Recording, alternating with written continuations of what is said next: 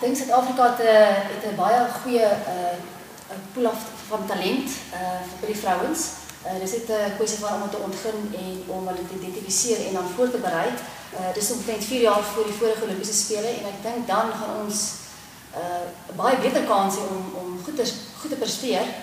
Dit gaan 'n bietjie moeiliker wees omdat nou obviously wêreldwyd gaan almal nou voorberei en al die vrouens gaan weer dis die tweede keer wat hulle Olimpieks toe gaan, maar ek dink ons het 'n baie goeie talent hierso en ek dink as hulle net werk aan hulle sal ons definitief die boks weer 'n sport kan maak soos in die vroeë jare waar ons die meeste medaljes kan terugbring. So ek is baie positief daaroor. Ons het net nodig om bokkers te identifiseer met hart en guts en wat weet sonder harde werk en bloed, sweet gaan jy nie daarbo uitkom nie.